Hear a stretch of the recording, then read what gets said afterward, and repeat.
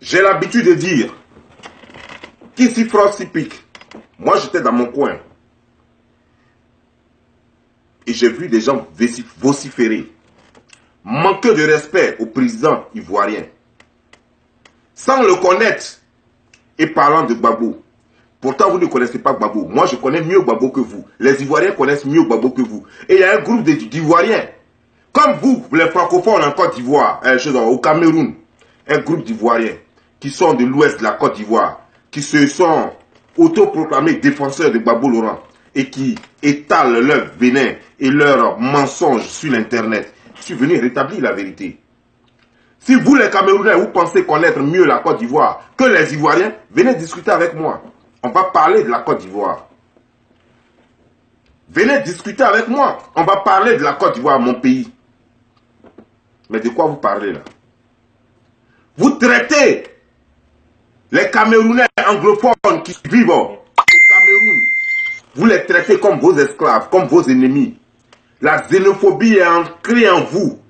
Vous en faites votre panache. Et c'est vous qui venez pour apprendre des leçons de droit et de démocratie aux gens, alors que chez vous, la démocratie, elle n'existe pas. Alors que vous, votre président est déjà au pouvoir, ça fait 34 ans. Ça va faire bientôt un demi-siècle. Et c'est vous qui voulez apprendre des leçons de démocratie aux gens. C'est vous qui voulez apprendre des leçons de paix et d'amour. Pendant que vous-même vous détestez vos propres frères anglophones qui sont là. Pendant que vos propres frères anglophones sont dépourvus de droits et d'humanisme. Et de droits humanitaires, pardon. Et vous, vous êtes là. Vous vous plaisez dans votre déchet, mais pas eux. Parce qu'ils ont une culture anglophone. Et leur culture ne leur permet pas d'accepter ce que vous acceptez facilement. Vous comprenez? Regardez tous les pays anglophones en Afrique. Regardez bien la différence. Regardez bien la différence et vous verrez que ceux-là, ils ont une culture. Ils ont une culture. Mais vous êtes là, on vous appelle à la raison. Si vous n'avez rien à dire, bon, là, taisez-vous et restez là en train de boire vos bières. N'emmerdez pas les gens. Ne venez pas sur les antennes ou alors sur l'internet pour vociférer, pour étaler votre carence intellectuelle et pour étaler votre diarrhée verbale. Votre esprit est désertique. Il n'y a plus rien dans vos têtes. Il n'y a que votre cerveau est bourré de bière et d'alcool. Vous n'avez plus rien dans la tête. Vous êtes perdus, vous les francophones camerounais. Je ne vous manque pas de respect, mais vous manquez de respect vous-même. Vous n'avez même pas de courage.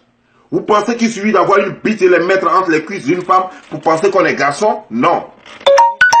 Un garçon, ça réfléchit.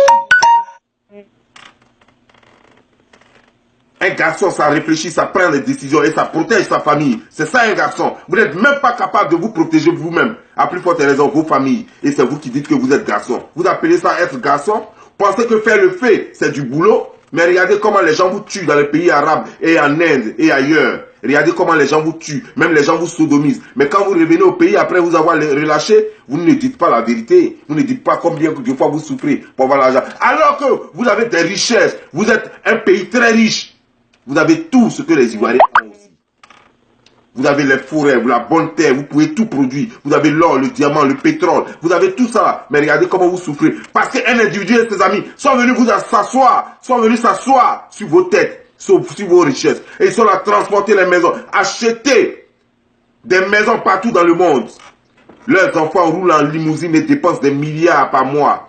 Pendant que vous croupissez dans la galère et de la misère. Et c'est vous qui allez me parler.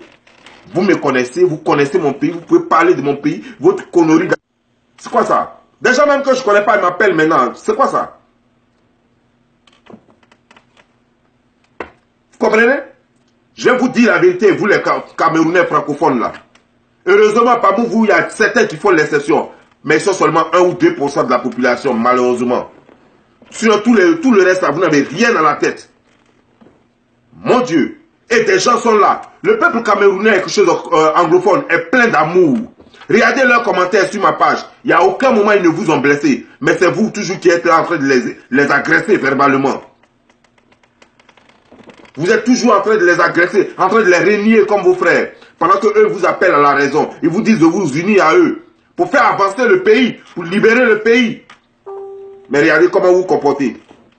Qu'est-ce que vous leur reprochez? Vous leur reprochez du fait des revendications légitimes en plus qu'ils font? Ou alors, qu'est-ce que vous leur reprochez? D'être trop juste, d'avoir trop d'amour pour vous? Qu'est-ce que vous leur reprochez? Est-ce que c'est eux qui ont envoyé le colonel aller envoyer 1 300 000 euros en Europe? C'est eux qui ont envoyé ce lieutenant-colonel aller payer une maison en France à 45 millions de francs CFA? Est-ce que c'est eux qui ont pris les 7 wagons, qui ont collé ça au train pour tuer les milliers de Camerounais? Qu'est-ce qu'ils vous ont fait réellement? Dites quel est leur péché. Dites-moi exactement. Parlons-en au juste. Quel est leur péché? Mais vous ne voyez pas vous-même que vous êtes dans une galère? Vous ne voyez pas vous-même que vous êtes dans un truc de... chose comme un genre... vous êtes en enfer? Vous ne voyez pas vous-même ce qui se passe autour de vous? Vous là, vous devriez pleurer au lieu de rester là à parler de la Côte d'Ivoire. Mais parlons de la Côte d'Ivoire. La Côte d'Ivoire, c'est un pays qui se veut démocratique. Et nos institutions sont là. Il y a des choses qui ne vont pas. Rien n'est parfait d'ailleurs. Même aux États-Unis où nous sommes ici, vous êtes témoins. Ici, il y a eu un moment où les policiers tuaient les gens. Aucun pays n'est parfait. Mais nous tendons vers la perfection. Nous faisons des efforts. Nous critiquons nos présidents. Même si nous savons que bientôt le président s'en va dans 4 ans. Mais nous le critiquons quand même. Nous voulons qu'il fasse mieux.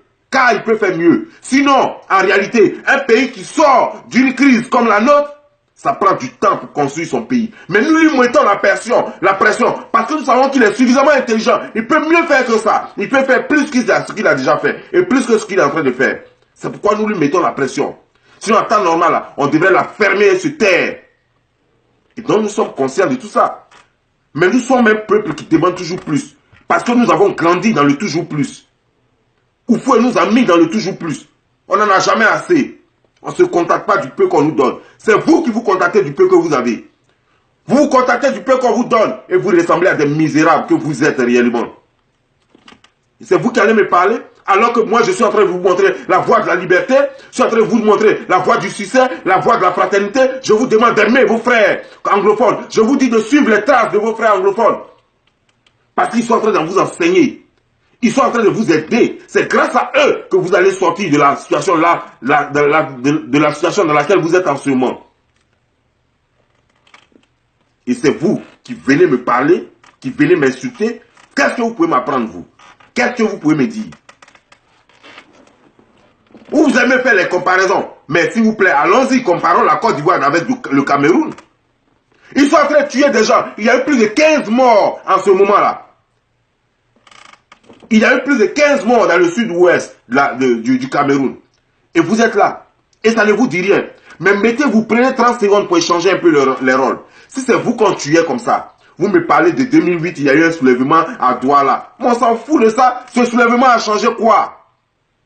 C'est pas parce qu'on a fait un seul soulèvement et puis après on vous a fait taire que vous pensez que vous avez créé la révolution. La révolution, c'est lorsqu'on a gain de cause en fin de compte. C'est pas lorsqu'on a commencé et après on se tait. De quoi vous me parlez là? Non, en 2008, c'est chez nous ça avait commencé. Mais non. Si ça avait commencé chez vous et que ça a commencé aujourd'hui chez les autres, mais ça veut dire que vous aviez eu très tôt raison. Donc c'est là même, c'est une occasion rêvée pour vous mettre ensemble avec les autres maintenant, pour avoir définitivement raison. Et c'est vous qui êtes là. Comme ce n'est pas vous qui avez commencé, alors ça ne vous regarde pas. Comme ce n'est pas vos préoccupations, alors que ça ne vous regarde pas. Alors que c'est votre préoccupation. Leur demande est la vôtre aussi. Leur préoccupation est la vôtre aussi. Leur galère est la vôtre aussi. Leur injustice, l'injustice qu'ils vivent, vous vivez la même injustice. Parce que dans ce train qui a fait l'accident, il n'y avait pas que des gens de Douala, il n'y avait pas que des gens de Yaoundé, il y avait tout le monde, il y avait tous les Camerounais. D'une façon ou d'une autre, chaque Camerounais avait une famille dans ce train-là. Certains même n'ont même pas retrouvé leur famille jusqu'à aujourd'hui. Des corps n'ont jamais été retrouvés. Et ça ne vous dit rien. Ça aurait pu être vous, les frères. Ça aurait pu être vous. Alors émancipez-vous, réveillez-vous et déliez-vous. Ne soyez pas toujours des esclaves de maison à dire oui, oui, béni. Oui, oui, patron, sois béni. Oui, oui, patron, sois béni. Non. C'est pas ça un homme. Un homme, c'est celui qui protège sa famille. Un homme, c'est celui qui protège ses enfants et le futur de ses enfants. Un homme, c'est celui qui protège le futur de ses enfants et des enfants, en fait, de leurs enfants et de tous ses entrailles.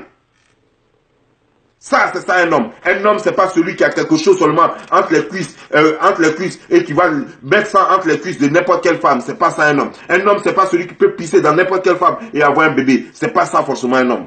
Un homme, c'est celui qui sait protéger sa communauté. C'est celui qui a des idées pour faire avancer son peuple. C'est celui qui protège son peuple sur des générations. C'est ça un homme. Voilà, vous êtes là. Je ne sais même pas comment l'appeler. Un empereur, un roi, je ne sais même pas un dieu qui est là, qui fait la pluie et le beau temps au Cameroun. Et vous êtes là. Il dilapide votre argent. Il fait tout ce qu'il veut. Il est chaque fois, il passe 10 mois à l'extérieur et 2 mois au Cameroun. Pendant que on tuait des gens à Bemenda. Je ne sais pas si c'est comme ça que ça s'appelle. Pendant qu'on tuait des gens là-bas, il était en train de prendre des photos avec l'équipe nationale camerounaise. Est-ce que c'est un homme qui a du cœur? Est-ce que c'est un homme qui se soucie de vous? Il faisait du selfie pendant que des gens sont en train de mourir. Son peuple est en train de mourir. Le peuple qui prétend protéger est en train de mourir. Et c'est lui qui a envoyé des gens les tuer. Vous appelez ça un protecteur? Vous appelez ça un bon président? Vous appelez ça un bon Dieu? Mon Dieu, ayez honte un peu de votre situation. Vous devez fermer la bouche quand les autres parlent comme les Ivoiriens. Vous devez fermer la bouche. Vous devez la fermer et remuer la tête seulement et penser à votre sort. Le sort des Ivoiriens devait vous rappeler votre sort. Quand l'Ivoirien parle de justice, c'est qu'il a déjà la moitié de la justice. Quand l'Ivoirien parle de droit de l'homme, c'est qu'il a déjà la moitié du droit de l'homme. Il veut plus. Mais vous n'avez même pas un petit bout de ce que nous on a. Et c'est vous qui voulez parler. C'est vous qui voulez nous apprendre des choses. Mon Dieu. Mon Dieu. Mais pour qui vous vous prenez? Vos frères sont en train de mourir. Chaque fois là, non, nous on ne veut pas la guerre, nous on veut la paix. Mais est-ce que vous êtes en guerre contre vos frères? Ils vous ont une fois attaqué? Mais pourquoi vous ne vous sentez pas concerné par leurs préoccupations? Pourquoi il y a des frères qui meurent, qui sont en train de mourir en ce moment et vous êtes insensible à cela? Pourquoi? C'est que vous là, vous êtes criminels. C'est vous qui voulez les tuer. C'est vous qui avez envoyé Paul Biya faire cela. C'est parce que Paul Biya compte sur vous qu'il est en train de les maltraiter. Alors donnez la liberté à ces gens. Donnez-leur leur indépendance. Parce que vous êtes complices de tout ce que Paul Biya leur fait subir. Vous ne souffrez pas parce que vous êtes nés pour souffrir. Donc vous plaisez dans votre position. Mais eux ne sont pas nés pour souffrir. Ils ne sont pas nés pour souffrir. Ils ont trop souffert. Ils ont été trop torturés.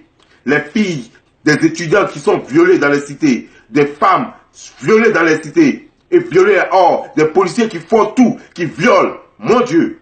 Qui torturent. Mon Dieu. Prendre la tête d'une jeune fille en médecine comme ça. Et frotter ça dans la boue. Vous appelez ça justice? Et c'est les forces de l'ordre qui font ça. Qui sont payés à la sueur du front du contribuable camerounais. Et ces filles-là, elles-mêmes et leurs parents sont aussi contribuables camerounais. C'est leur argent qu'on prend pour payer ces policiers-là. C'est leur argent que Paul Biya a aujourd'hui. Et puis peut se dire que non, quand je parle, tout le monde doit se taire. C'est votre argent. Paul Biya n'est pas né avec une cuillère en or dans la bouche. C'est votre argent.